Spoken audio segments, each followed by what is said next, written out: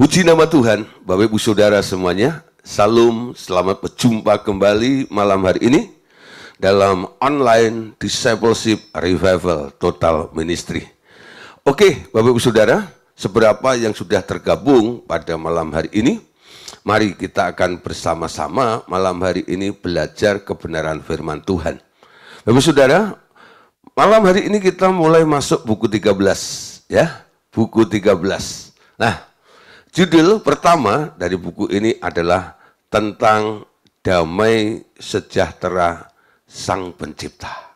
Ya, damai sejahtera Sang Pencipta. Nah, Bapak Saudara, judulnya sedikit menarik bukan? Tentang damai sejahtera Sang Pencipta. Banyak orang bicara atau berkhotbah ya tentang damai sejahtera.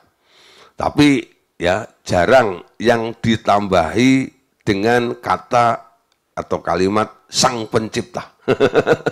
Nah, bedanya apa sih? Nah, oleh sebab itu ya, malam hari ini sebelum kita belajar lebih jauh tentang damai sejahtera Sang Pencipta, karena yang kita pelajari adalah tentang damainya ya, atau damai sejahteranya Sang Pencipta itu. Sekarang yang menjadi pertanyaan nih, ya, siapa sih sebenarnya yang disebut Sang Pencipta itu siapa? Ya, nah, ada istilah secara umum, ya, orang menyebut Tuhan Allah atau Tien, ya. Nah, Tien, Tuhan Allah. Nah, semuanya mengakui bahwa semesta ini ada yang menciptakannya, ya, Allah yang menciptakan langit, bumi dan segala isinya. Tapi kalau ditanya, ya, sebenarnya siapa yang menciptakan ya langit, bumi dan segala isinya? Nah, Saudara, ya, saya coba dulu ya untuk menjelaskan supaya Bapak Saudara tahu siapa sih sebenarnya yang menciptakan itu. Karena ada yang bilang Allah Bapa, ada yang bilang Tuhan Yesus, ya, ada juga yang bilang Roh Kudus. Mana yang benar, ya? Nah, Saudara, kalau Anda membaca ya Yohanes 1 ayat 1, ya, di situ dikatakan pada mulanya, ya, pada mulanya adalah firman. Firman itu bersama dengan Allah, dan firman itu adalah Allah. Yohanes 1 ayat 1 ini merupakan ayat yang kadang-kadang ya dianggap ayat yang agak sulit, ya. Karena apa? Karena di dalam ayat tadi itu ya banyak yang mulai bingung ketika membaca ayat ini, karena di situ ya pada mulanya adalah firman, firman itu bersama dengan Allah dan firman itu adalah Allah, ya. Nah, ada kata yang diselipkan ya sebagai penjelasan, yaitu kata bersama. Artinya, Saudara, ya, bersama itu pasti bukan satu orang. Bersama itu artinya pasti lebih dari satu orang. Bisa 2, bisa 3, bisa 4, bisa 5 dan sebagainya, ya. Kalau dikatakan pada mulanya adalah firman, ya. Dari sini banyak yang mencoba untuk menafsirkan bahwa sebenarnya pertama itu adalah firman, ya. Pertama itu adalah firman. Tapi kalau kita mencoba untuk mengerti apa sih pengertian firman itu? Firman itu kalam, firman itu word, ya, firman itu perkataan, bukan sekedar suara, ya, bukan sekedar suara, tapi perkataan, perkataan siapa? Pasti ada satu pribadi yang mengatakannya. Nah, yang keluar dari mulut ya atau pribadi yang mengatakannya itulah makanya disebut ada firman-Nya. Pada mulanya adalah firman. Nah, di sini kalau disebut pada mulanya adalah firman, siapa yang berfirman? Jadi sebelum ada firman, pasti ada pribadi yang berfirman, betul? Nah, dari sini kita mulai ngerti ya. Kalau disebut pada mulanya adalah firman, sebenarnya ini bukan mengacu ya menjelaskan bahwa firman itu adalah yang pertama, bukan. Yang pertama adalah pribadi yang berfirman. Makanya Yohanes 1 ayat 1 itu menjelaskan pada mulanya adalah firman, dan firman itu bersama-sama dengan Allah. Ya, dengan Allah. Jadi dari sini kita tahu ada Allah, ada firman. Siapa yang berfirman? Yang berfirman adalah Allah.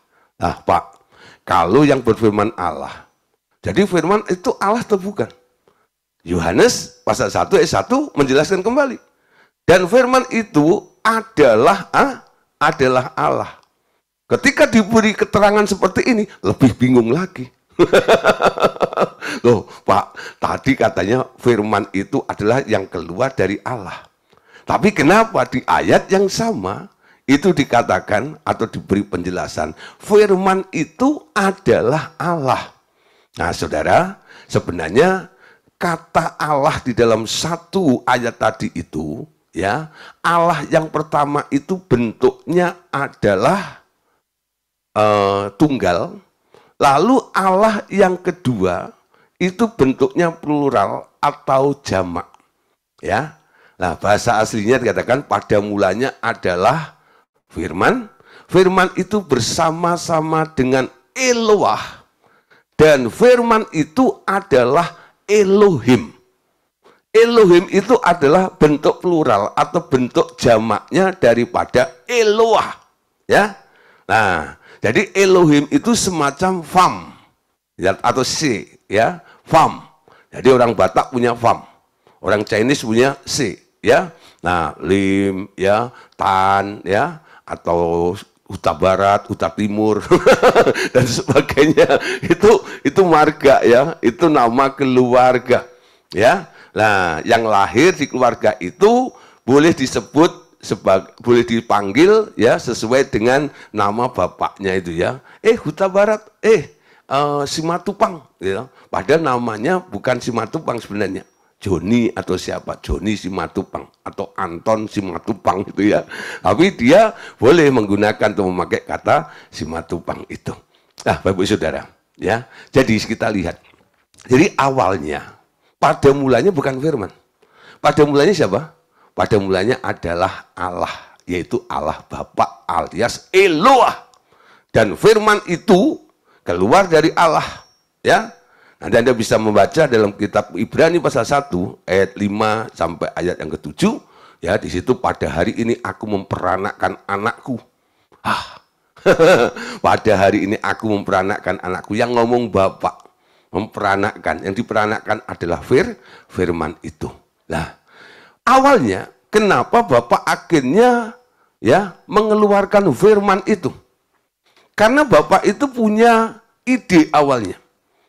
Idenya adalah membangun kerajaan, ya, membangun sebuah kerajaan itu. Nah, untuk itu dia harus menciptakan banyak hal, ya. Tapi saudara, yang dilakukan oleh Allah Bapa adalah dia bikin kerajaannya sendiri lebih dahulu, tahtanya, lalu firman itu lahir atau keluar, lalu berikutnya Allah Bapa itu mendelegasikan, menugaskan firman itu untuk menciptakan segala sesuatu. Jadi langit, bumi, dan segala isinya itu yang menciptakan bukan Bapa, tapi yang menciptakan adalah firman atau Tuhan Yesus. Nanti Anda bisa baca selanjutnya dalam Yohanes pasal 1, ya. Segala sesuatu dijadikan oleh Dia dan tanpa Dia tidak ada sesuatu pun yang terjadi. Ini mengacu atau menunjuk kepada satu pribadi, yaitu Tuhan Yesus atau firman itu. Nah, Bapak Saudara, jadi malam hari ini kalau kita bicara tentang damai sejahtera Sang Pencipta, artinya kita mau melihat, kita mau belajar tentang damainya Tuhan Yesus, ya, tentang damainya Tuhan Yesus. Nah, Bapak Saudara, ketika Tuhan Yesus, ya, dibawa turun ke bumi, dalam misi atau rangka untuk menebus manusia ini, untuk mengembalikan manusia, untuk dipulihkan supaya bisa balik kembali kepada Bapa. Makanya Tuhan Yesus disuruh turun ke bumi. Nah, ketika dia turun di muka bumi ini, banyak pelajaran-pelajaran yang Tuhan ajarkan kepada para murid pada waktu itu. Sehingga para murid itu bisa belajar sesuatu dari Tuhan Yesus tentang mekanisme di kerajaan surga itu. Ya, nah salah satunya adalah Tuhan Yesus memperkenalkan satu jenis damai. Ya, satu jenis damai. Yesus pernah berkata, damai sejahtera ku berikan padamu dan damai sejahtera itu ku tinggalkan bagimu. Dan damai sejahtera yang kuberikan kepadamu itu tidak seperti apa yang dunia punya. Beda. Dunia bisa membuat damai. Tapi damai yang ada di dunia ini itu dipengaruhi oleh situasi. Ya. Tapi damai yang ditawarkan atau yang diberikan, yang diperkenalkan oleh Tuhan Yesus kepada kita ini, damainya melampaui segala akal, melampaui segala situasi. Karena apa? Ini adalah originalnya damai. Damai yang tidak dipengaruhi oleh keadaan apapun juga. Dalam keadaan suka, dalam keadaan duka, dalam keadaan apapun juga, damai ini nggak pernah berubah. Bahkan manifestasi daripada damai ini akan menghasilkan sebuah perkara yang besar, sebuah mujizat yang luar biasa. Amin. Oke, Bapak Saudara, kita masuk pada materi kita tentang damai sejahtera Sang Pencipta. Bapak Saudara, sebelum Tuhan meninggalkan murid-muridnya, Ia hendak mewariskan sesuatu yang amat berharga kepada mereka, dan itu berarti juga untuk kita semua sebagai murid-muridnya juga, yakni damai sejahtera yang menjadi miliknya sendiri. Nah, saudara, jadi sebelum Tuhan Yesus meninggalkan murid-muridnya, dia hendak mewariskan sesuatu yang sangat-sangat berharga kepada murid-muridnya ini. Kenapa, saudara? Karena ketika bersama dengan Tuhan Yesus, saudara, kalau terjadi apa-apa, Tuhan Yesus menjadi ban serepnya. Tuhan Yesus selalu membela, melindungi, menolong murid-murid ini, sehingga kalau murid-muridnya nggak berdaya, nggak mampu, Tuhan Yesus mengcover semuanya. Sehingga mereka berpikir, oh selama ada Tuhan Yesus, semuanya pasti beres. Tapi saudara, Tuhan Yesus tahu bahwa masanya, waktunya, untuk dia harus berkarya di muka bumi ini, ya sebentar lagi harus selesai. Karena dia harus mati di atas kayu salib, lalu dikuburkan 3 hari, lalu bangkit dan kembali kepada Bapaknya. Ya, sebenarnya Tuhan Yesus masih pengen bersama dengan murid-muridnya terus. Tapi kalau Tuhan Yesus nggak mati, kita orang berdosa ini cilaka semua, betul? Dia harus mati untuk menebus. Sebagai tuntutan daripada si iblis harus dibayar oleh Tuhan Yesus, digantung di kayu salib, saudara. Nah, karena waktunya telah tiba, waktunya sudah dekat, makanya Tuhan Yesus ingin sekali hendak mewariskan sesuatu yang amat berharga ini kepada murid-muridnya. Apa, saudara, yang diwariskan? Damai sejahtera yang menjadi miliknya sendiri. Ya, tujuannya adalah supaya murid-muridnya itu solid, tetap kuat. Kalau Yesus itu bisa, ya, dalam segala situasi tidak goyah, ya, tidak mundur, tidak pundung menghadapi apapun juga, karena dia punya damai itu. Damai yang dia miliki itu kalau bisa juga dimiliki oleh para murid-muridnya itu. Supaya ketika nanti Tuhan Yesus pergi dan murid-muridnya ditinggalkan oleh Tuhan Yesus, paling tidak murid-muridnya itu punya ya kekuatan yang sama ya seperti apa yang ada di dalam Tuhan Yesus. Amin. Beberapa kali saudara, kalau ada orang kadang-kadang datang untuk konseling ya karena masalahnya begitu berat, masalahnya begitu banyak ya. Saya melihat kondisinya. Ketika dia mulai curhat, ya, menyampaikan semua unek-uneknya dan semuanya itu, hatinya gelisah, hatinya khawatir, ada ketakutan, ada kekecewaan, ada kecemasan di dalam dirinya itu. Ketika cemas, khawatir, ketakutan itu mulai muncul mempengaruhi orang tersebut, ada sesuatu yang hilang, nggak merasa damai, betul? Nggak merasa damai. Apa yang saya lakukan pertama kali? Ya, saya berikan beberapa kebenaran-kebenaran firman supaya mereka punya landasan. Ya, punya landasan. Ketika seseorang punya alasan, punya landasan, mereka akan punya kekuatan. Paling tidak, mulai ada penghiburan, ada pengharapan. Itu akan menggeser setiap ketakutan, kecemasan, kekhawatiran. Walaupun mungkin masalahnya belum hilang. Tapi walaupun masalahnya masih ada, mereka tidak takut lagi. Mereka tidak khawatir lagi. Mereka tidak cemas lagi. Karena apa? Sekarang hatinya, pikirannya, jiwanya diliputi dengan damai itu. Ya. Nah, untuk memunculkan damai itu, kadang-kadang saya mesti brainwashing nih, Bapak, cuci otaknya dulu ini. Saya compare dulu ini. Kamu lebih percaya fakta kata orang keadaanmu atau lebih percaya kepada apa kata Tuhan sesuai dengan firman-Nya itu. Nah, setelah itu baru nih saya doain tengking-tengking akar masalahnya dan sebagainya. Ya, tapi ada beberapa orang saudara, ya, mereka akhirnya bilang, Pak, kayaknya nggak perlu ditengking. Ya, saya sudah ngerti sekarang. Saya sudah tahu. Saya bisa. Kenapa? Ketika tadi datang kamu begitu lemah. Tapi sekarang kenapa kamu begitu kuat? Ya, karena sekarang saya punya pengharapan. Saya nggak takut lagi, Pak. Saya mulai mengerti. Nah, damainya mengalir di dalam kehidupan orang tersebut. Amin.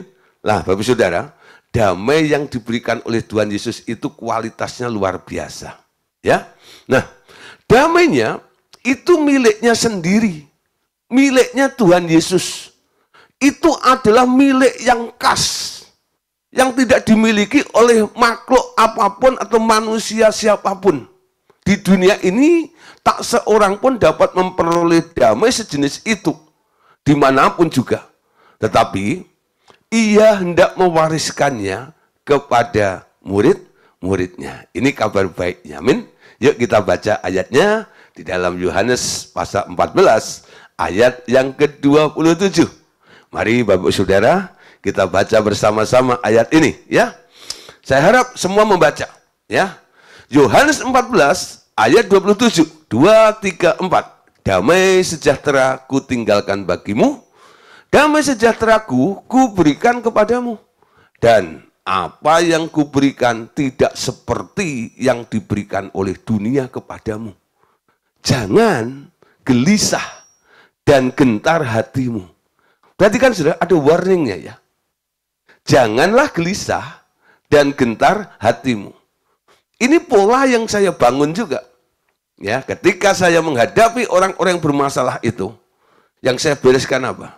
Tentang kegelisahan, kegentaran, ketakutan, kecemasan, kekecewaan dari orang itu. Ya.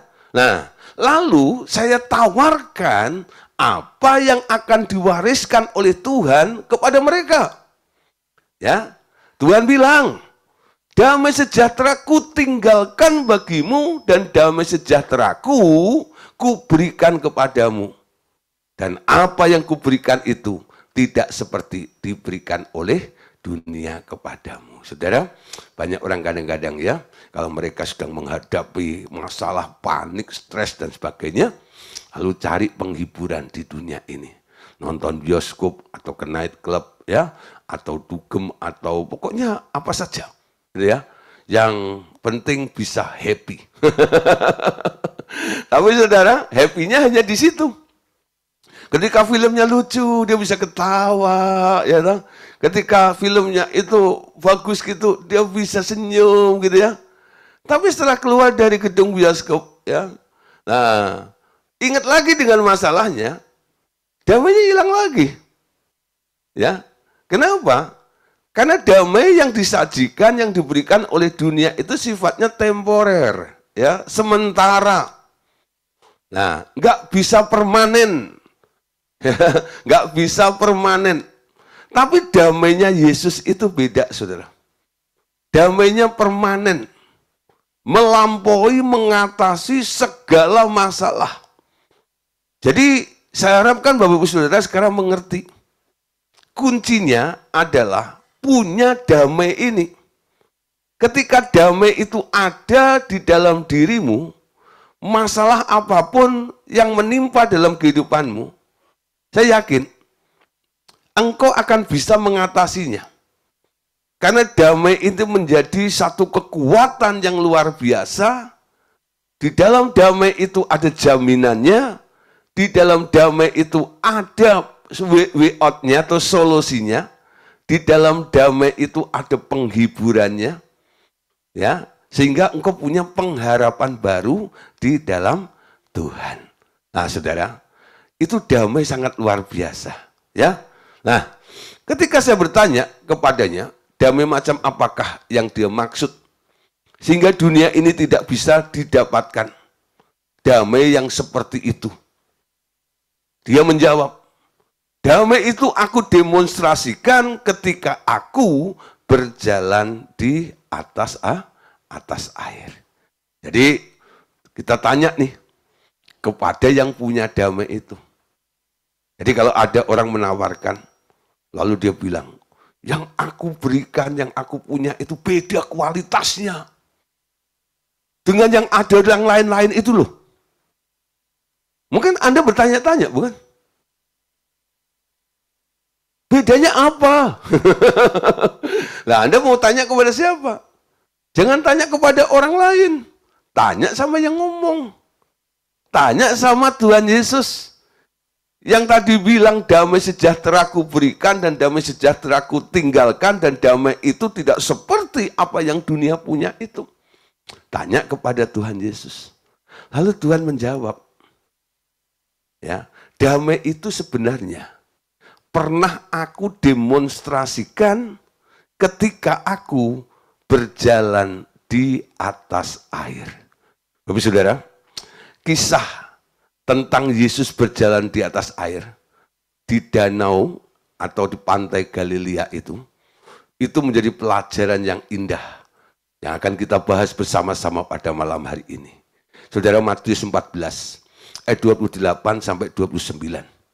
Lalu Petrus berseru dan menjawab dia, Tuhan, apabila engkau itu suruhlah aku datang kepadamu berjalan di atas air. Kata Yesus, datanglah. Maka Petrus turun dari perahu dan berjalan di atas air mendapatkan Yesus. Nah, satu hari Tuhan Yesus bilang sama murid-muridnya, kamu bertolak dulu.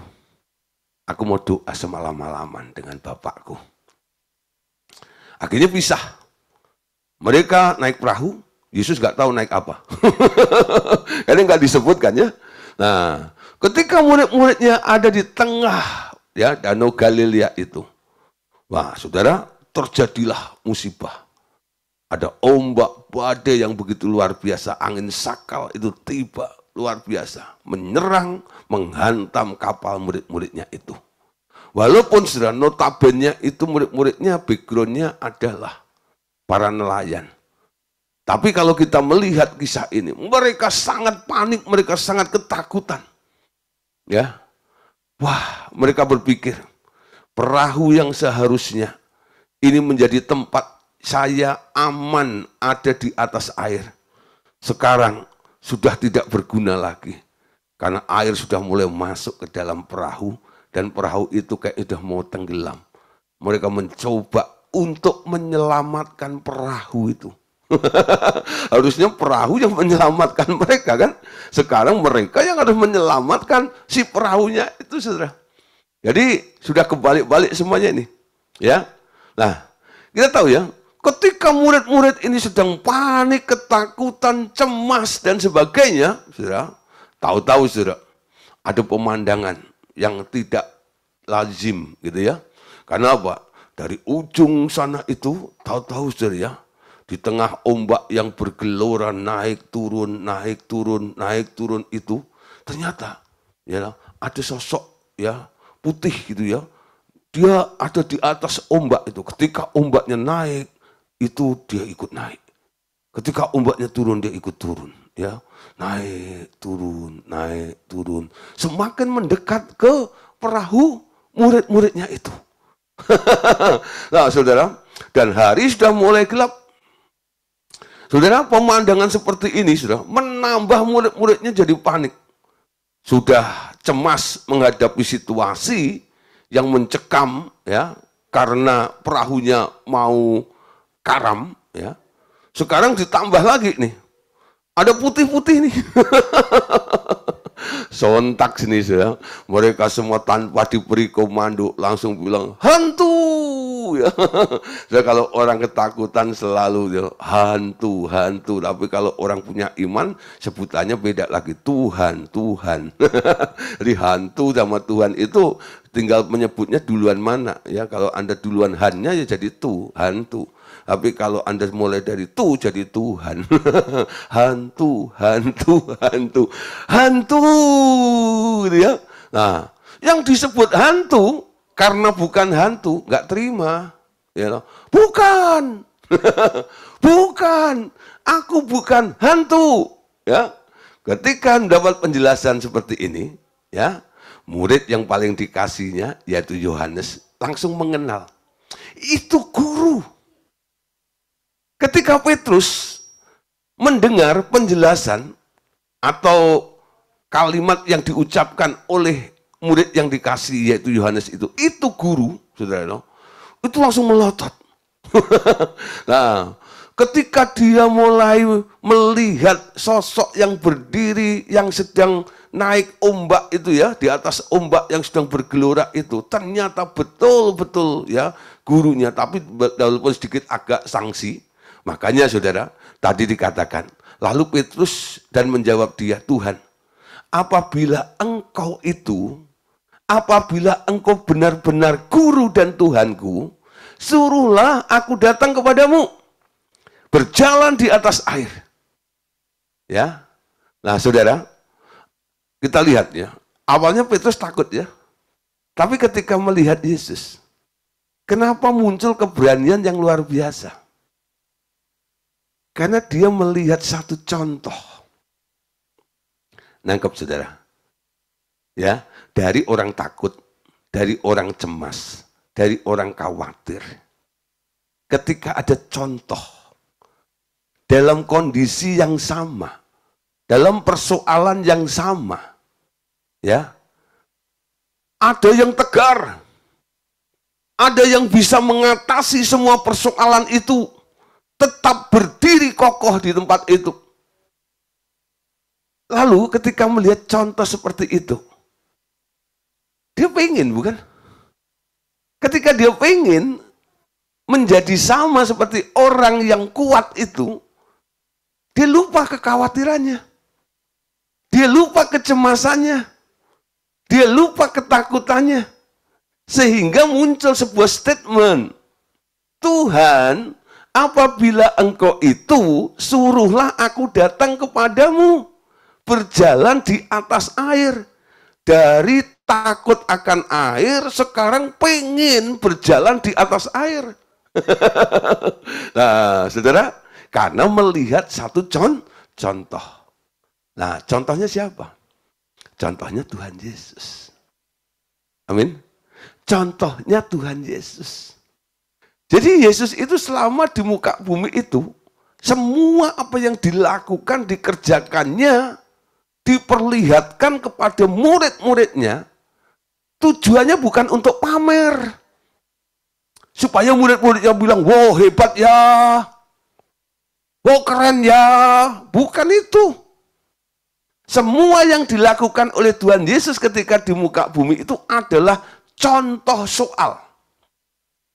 Ya, ini loh, realitanya hidup di muka bumi itu tantangannya seperti ini. Cara mengatasinya, cara menghadapinya seperti aku. Nah, murid-muridnya diajar di sini. Belajar. Jadi di pantai ya Genesaret ini, Galilea ini maksud saya ya, di pantai Galilea atau Danau Galilea ini, Yesus mau mengajar sesuatu kepada murid-muridnya. Supaya murid-muridnya mengerti. Ya, supaya murid-muridnya mengerti. Makanya dia lakukan itu. Dan ketika Tuhan Yesus melihat murid-muridnya yang panik seperti itu, Tuhan Yesus nggak langsung menyuruh ombak, badai, angin itu berhenti, enggak. Kondisinya tetap sama. Nggak berubah sedikit pun. Ombak masih ada, angin masih ada, betul? Semuanya masih membahayakan. Tapi Tuhan Yesus mau mendemonstrasikan, menunjukkan. Di tengah gelora, badai, ombak seperti apapun juga. Lihat, aku tidak terpengaruh sedikit pun. Aku tetap stay, aku tetap kuat. Aku tetap berdiri di sini ini. Ini contoh yang luar biasa, bukan?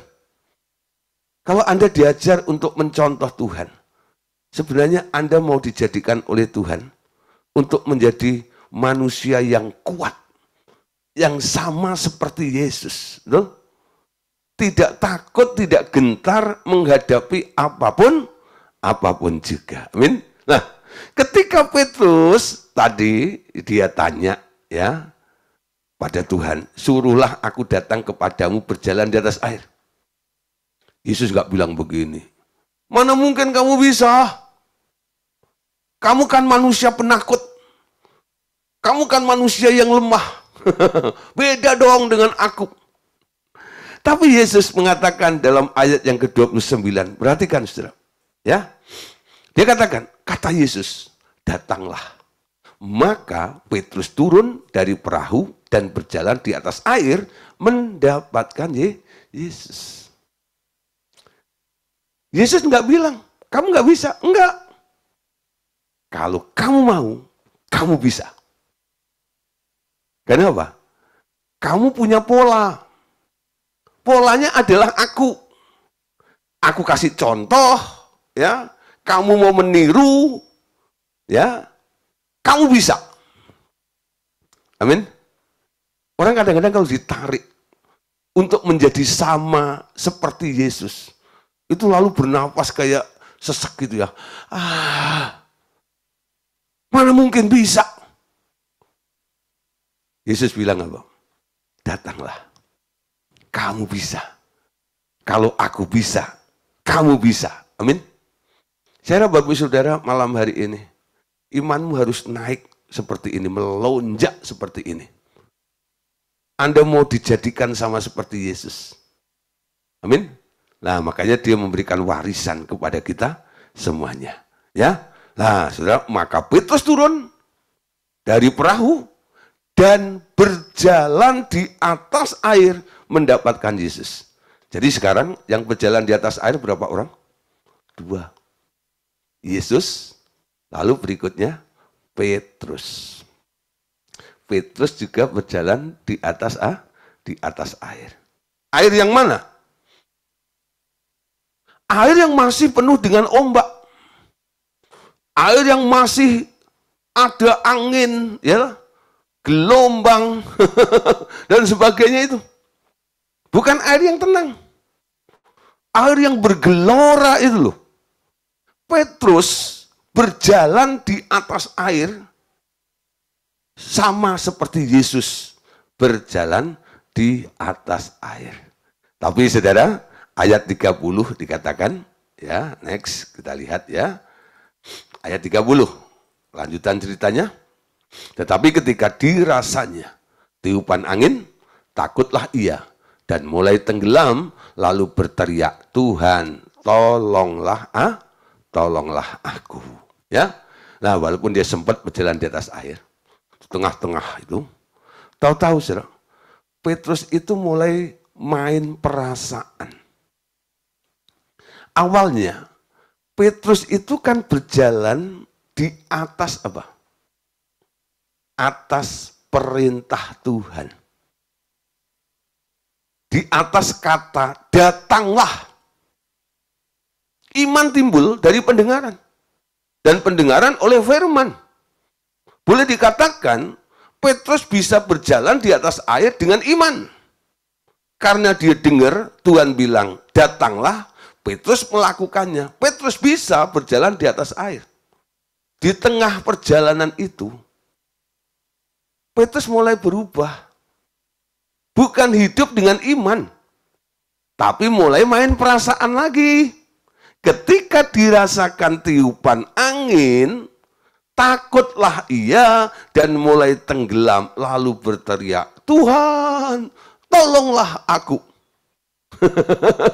Ya, nah saudara, kadang-kadang yang membuat Anda kehilangan damai sejahtera itu karena apa?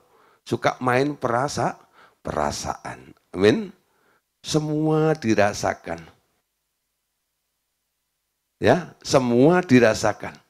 Orang ngomong ini dan itu, lalu Anda telan, Anda rasakan.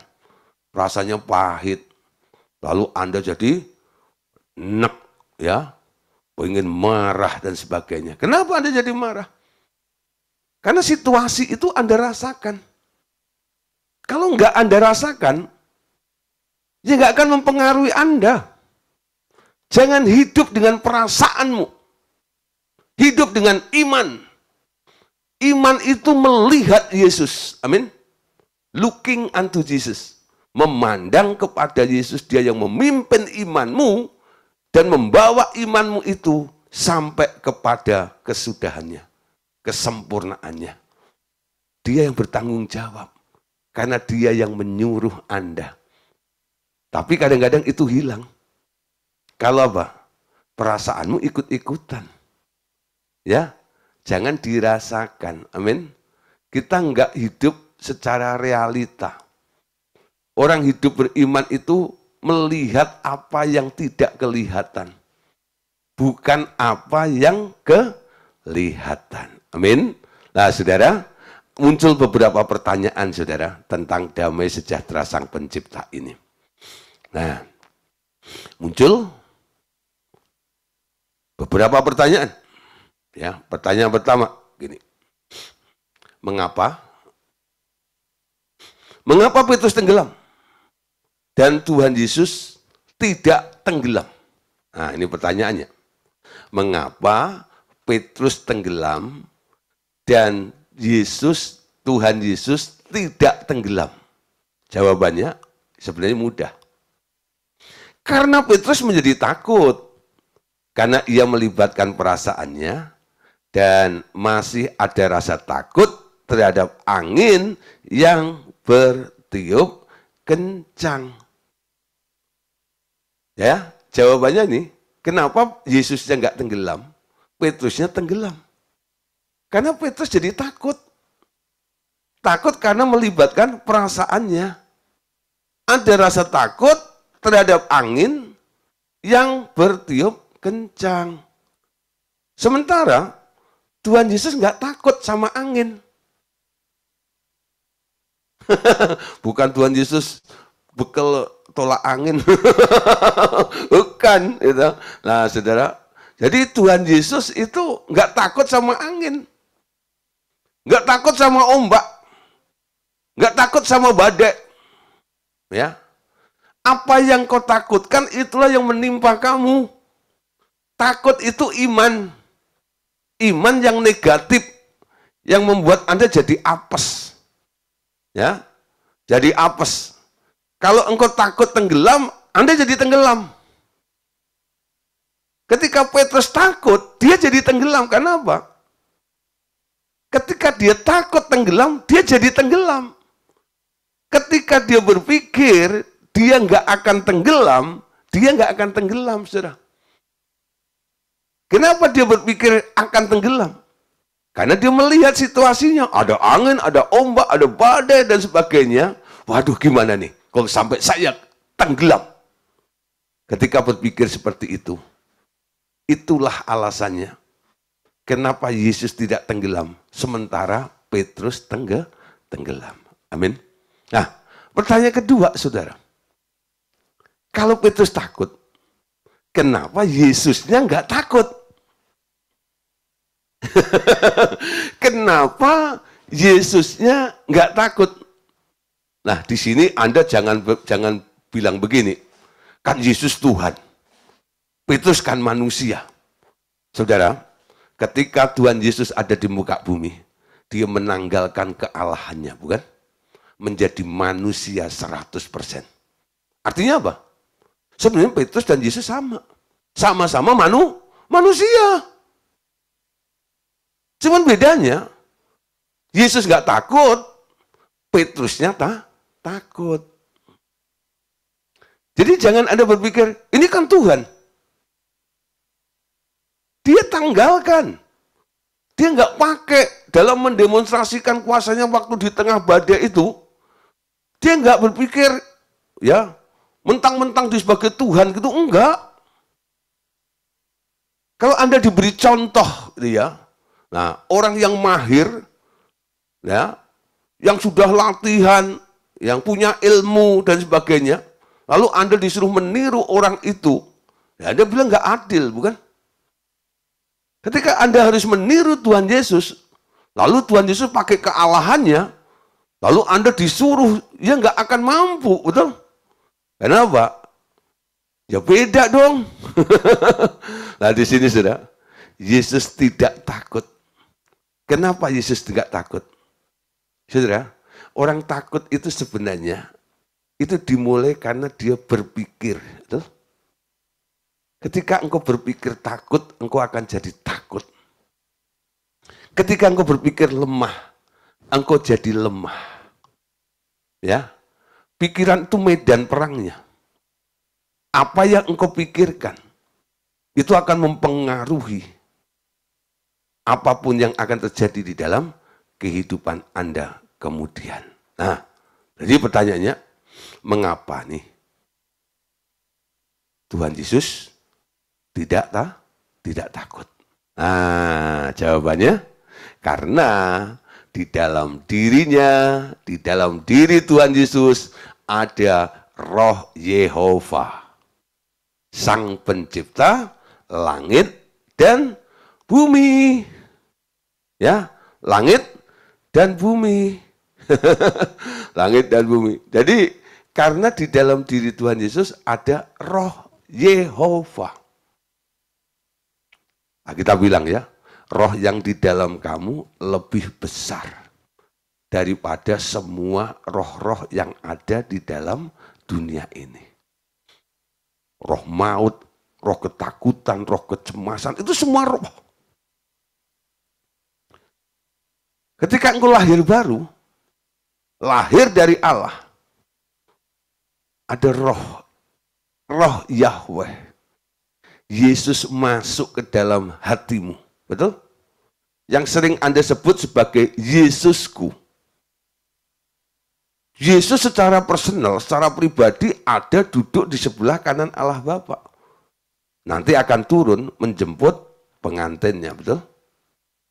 Tapi ketika seseorang melakukan Wahyu 3 ayat 20, mengundang Yesus masuk ke dalam hatinya, yang masuk siapa?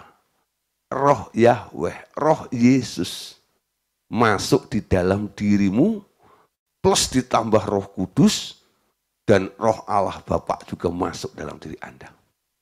Sehingga engkau punya roh yang besar. Sehingga 1 Yohanes itu mengatakan, roh yang ada padamu lebih besar daripada semua roh-roh yang ada di dalam dunia ini. Nah, kalau Anda menyadari dalam dirimu ada roh Yahweh, Anda nggak perlu takut. Seperti Yesus. Ya, dia nggak perlu takut dengan semuanya itu. Nah, saudara, sekarang bagaimana kita sebagai murid-murid atau murid-murid pada waktu itu bisa menerima damai sejahtera Sang Pencipta ini? Ya, nah, bagaimana caranya? Kejadian 2 ayat yang ke-7. Ketika itulah Tuhan Allah membentuk manusia itu dari debu tanah dan menghembuskan nafas hidup ke dalam hidungnya. Demikianlah manusia itu menjadi makhluk yang hidup. Ya, sekali lagi. Ketika itulah Tuhan Allah membentuk manusia itu dari debu tanah dan menghembuskan nafas hidup ke dalam hidungnya. Demikianlah manusia itu menjadi makhluk yang hidup. Nah, siapa yang menghembuskan? Tuhan Allah. Nah, saudara, Tuhan Allah di sini sebenarnya bukan Allah Bapa. Ya, ini adalah Yehova atau Yahweh. Karena belum lahir dari Maria, ya, nama Yesusnya belum muncul. Jadi Tuhan Yesus ini sebenarnya sudah berkarya, ya, sejak dia menciptakan segala sesuatu, dia terus berkarya. Ketika dia ciptakan Adam, ya, buat Adam dari patung tanah itu, lalu dia turun ke taman itu. Dia hembuskan nafasnya.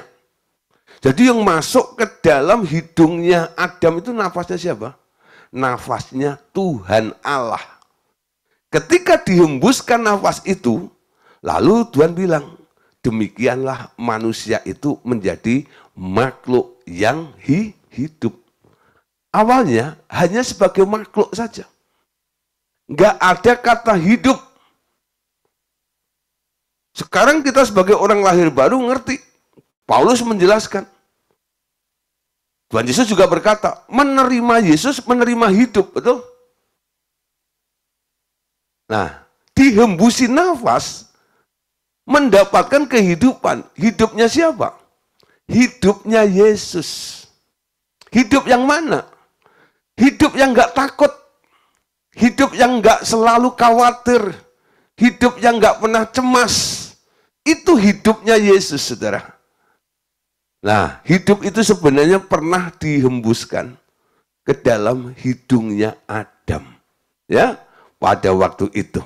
Nah, mungkin saudara, ya, pada waktu Tuhan Allah menghembuskannya, ya, saat dia menghembuskannya, nafas hidup itu sebagai roh, jiwa dan nyawa atau life atau hidup dari Tuhan Allah. Entah itu 50%, 40%, 20% atau 10%, kita tidak tahu, ya, persentasinya. Telah meninggalkan Tuhan dan memasuki patung tanah liat yang kemudian diberi nama Adam itu. Perhatikan pula silsilah kelahiran Tuhan Yesus yang ditulis oleh Lukas. Ya, Anda lihat di sini, Lukas 3 ayat 38. Ini silsilah Tuhan Yesus, ya. Nah, kalau Anda lihat tentang Adam, Adam itu anaknya siapa? Lukas 3:38 dikatakan anak Enos, anak Set, anak Adam, anak Allah, ya. Jadi, ya, Set itu anaknya Enos, ya. Nah, jadi Enos itu anaknya Set, maksud saya, ya. Set anaknya Adam, ya. Itu mengganti posisi dari Habil yang dibunuh oleh Kain, kan? Nah, nggak disebut Kain dan Habilnya, ya, karena mereka ada masalah itu, ya. Habil dibunuh, lalu Kainnya mengembara. Makanya Tuhan menggantikan Habil, yaitu Set, ya. Set memperanakkan Enos. Nah, Adam disebut sebagai anaknya Allah, ya. Nah, Adam adalah anak Allah dari awalnya. Manusia pertama dibuat. Lalu Hawa dikeluarkan dari Adam. Kemudian mereka disuruh kawin dan beranak. Maka semua manusia sejak dahulu sampai sekarang, asalkan tidak lagi terjadi perkawinan dengan makhluk lain, jenis seperti di zaman sebelum Nuh, Maka manusia keturunan Nuh yang berikutnya, rohnya sebenarnya murni keturunannya Adam. Ya, nah itu bisa disimpulkan, saudara. Bisa disimpulkan. Jadi roh kita, ya, roh kita sekarang ini berasal dari mana? Berasal dari Adam. Yakni sebagian dari roh Tuhan Allah. Namun telah kehilangan kemuliaannya setelah melanggar larangan Tuhan, memakan buah pohon pengetahuan tentang hal baik dan jahat itu. Roma 3 ayat 23. Karena semua orang telah berbuat dosa dan telah kehilangan kemuliaan Allah. Ya. Nah, dan oleh kasih karunia telah dibenarkan dengan cuma-cuma karena penebusan dalam Kristus Yesus. Semua orang telah kehilangan kemuliaan Allah itu. Nah, saudara, bicara kemuliaan Allah, ya, kalau Anda membaca kembali terus dari kitab Kejadian, ketika Allah menggembuskan manusia itu akhirnya derajatnya naik, disebut makhluk yang hidup. Tapi ketika dia terus jatuh di dalam dosa, sampai akhirnya dalam Kejadian pasal 6, ya, Allah itu membatasi umur manusia hanya 120 tahun. Nanti Anda baca sendiri. Kejadian 6 ayat yang ketiga. Manusia itu daging. Umurnya 120 tahun saja. Awalnya Tuhan yang bikin statement sendiri. Manusia itu adalah makhluk yang hidup. So, the living of soul. Tapi sekarang, karena telah kehilangan kemuliaan Allah, karena jatuh dalam dosa itu, Tuhan bilang, manusia itu tak lain tak bukan daging. Kalau Anda baca kitab Yesaya dan sebagainya, ya, kebebalan-kebebalan manusia itu kadang-kadang dibandingkan dengan binatang, betul? Ada satu ayat ya di dalam kitab Yesaya, lembu mengenal pemiliknya, tetapi umatku tidak. Perbandingannya Anda lihat, dibandingkan dengan binatang. Binatang. Jadi nggak beda sebenarnya. Orang-orang yang kedagingan itu, ya, kadang-kadang saudara, kelakuannya lebih jahat daripada binatang. Sekarang kejahatan semakin merajalela, betul? Binatang melindungi, menyusui anaknya, membela anak-anaknya. Sekarang kita lihat, anak membunuh orang tuanya, orang tua membunuh anaknya. Tuh. Kenapa? Pikiran mereka telah jahat, saudara. Itu, saudara, dampak daripada kehilangan kemuliaan. Gak berpikir mulia. Mereka telah dikendalikan. Hidupnya dikuasai, diperintah, melakukan kehendak bapak pendusta, si pembunuh, ya, si iblis itu loh. Tapi kadang-kadang dalihnya gimana? Kalau udah ketangkep gitu, dibilang kilap. Kilap itu enak men, gitu ya. Kilap gitu ya. Nah, dengan harapan nanti hukumannya kalau bisa diperingan gitu ya. Tapi kenapa bisa jadi jahat seperti itu? Karena kehilangan kemuliaan itu, saudara. Bukan lagi makhluk yang hidup. Hidupnya Allah nggak ada dalam diri itu. Kemuliaannya hilang.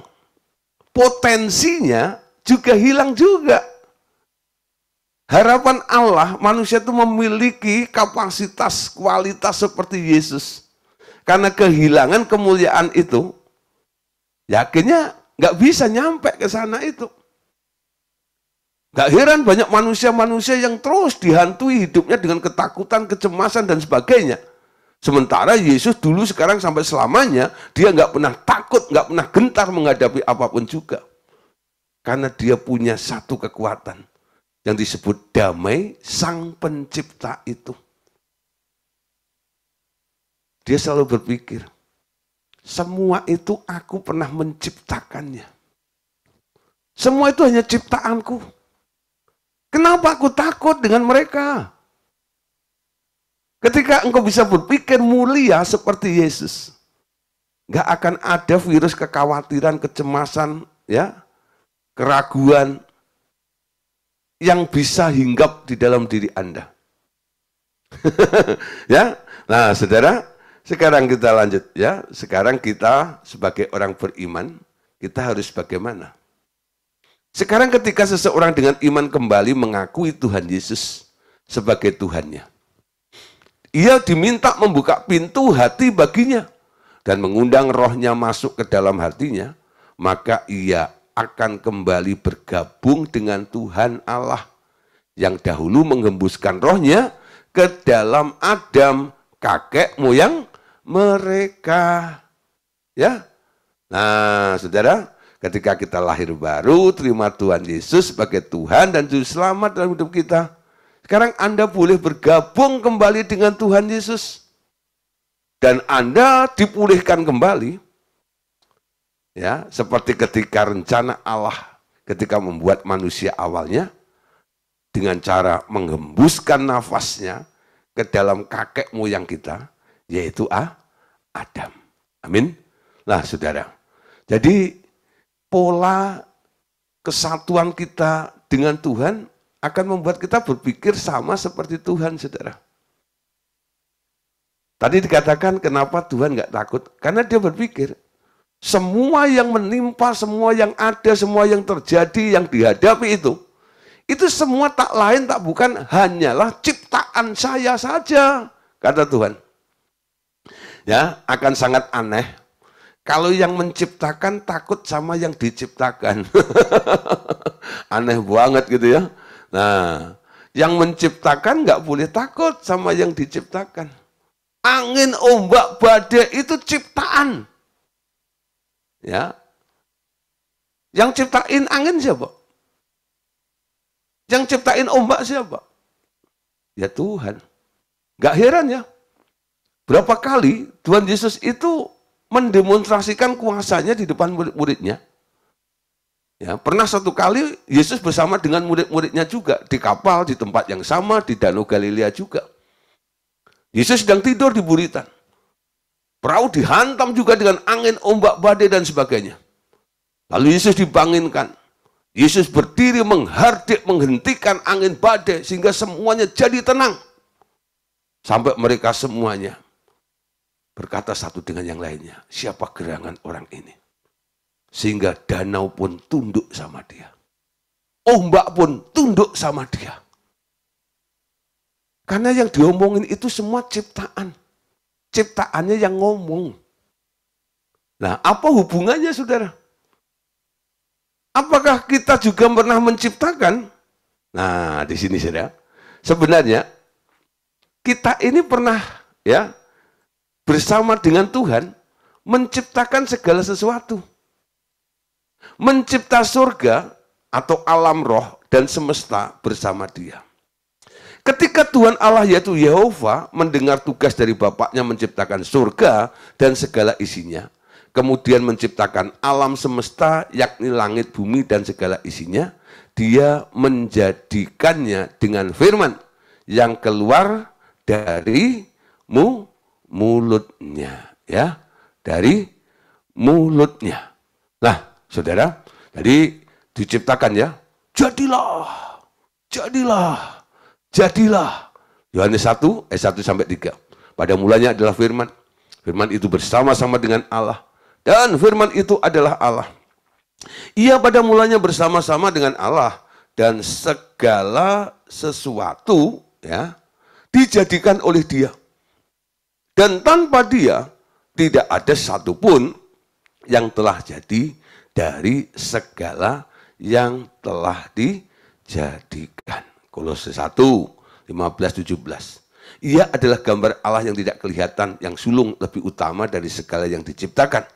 Karena di dalam Dialah telah diciptakan segala sesuatu yang ada di surga, di alam roh, dan yang ada di bumi, di alam materi, yang kelihatan dan yang tidak kelihatan, baik singgasana maupun kerajaan, baik pemerintah maupun penguasa. Segala sesuatu diciptakan oleh Dia dan untuk Dia. Ia ada terlebih dahulu dari segala sesuatu, dan segala sesuatu ada di dalam Dia. Mazmur 33:6 ya. Ini ayat-ayat yang menunjukkan bahwa Tuhan itu penciptanya. Oleh firman Tuhan langit telah dijadikan, oleh nafas dari mulutnya segala tentaranya. Ya, Ibrani 11 ayat 3. Karena iman kita mengerti bahwa alam semesta telah dijadikan oleh firman Allah. Sehingga apa yang kita lihat telah terjadi dari apa yang tidak dapat kita lihat. Ya. Nah, Saudara, dari apa yang tidak kita lihat. Jadi bisa disimpulkan begini. Ya. Jadi Tuhan yang tak lain adalah Yehova menerima perintah dari Bapaknya Eloah. Dan Dia, Yehova, menciptakan semuanya dengan firman-Nya. Yaitu setelah dirancang dalam imajinasi Tuhan, lalu diucapkan dengan perkataannya. Kecuali manusia, yang dicipta dengan cara berbeda. Tubuhnya dibuat dari tanah dengan tangannya dan diberi bagian dari rohnya sendiri ketika Tuhan menghembuskan nafas kehidupan ke dalam hidungnya. Jadi waktu Dia menciptakan baik surga maupun alam semesta, roh Adam, ya, roh Adam masih berada di dalam Dia. Berarti waktu itu ikut mencipta segala sesuatu bersama Tuhan. Nah, saudara, mulai penasaran ya? Jadi kalau tadi dikatakan bahwa damai yang dimiliki oleh Tuhan Yesus itu dasarnya karena Yesus punya cara memandang setiap masalah itu hanyalah ciptaannya saja. Dia sebagai sang pencipta. Ketika kita ditarik untuk meneladani, mencontoh, sama seperti Yesus sehingga kita tidak perlu takut dengan segala sesuatu yang bereaksi di sekitar kita ini, alasannya harusnya sama juga. Ya. Kalau Yesus bilang, itu hanya ciptaanku. Bagaimana kita bisa berkata, aku pernah menciptakan juga ya semuanya ini bersama dengan Tuhan Yesus. Nah, untuk itu Bapak Saudara, ya, jangan lewatkan. Besok saya mau jelaskan. Bagaimana Anda kok bisa menjadi ya orang yang bisa punya alasan dasar dan Anda bisa ngomong bahwa kita pernah mencipta bersama dengan Tuhan Yesus dan kita akhirnya bisa punya damai sejahtera sang pencipta, punya alasan sehingga kita tak perlu takut dengan segala manifest apa yang ada di alam sekitar ini, karena tak lain tak bukan mereka hanyalah ciptaan saja. Amin.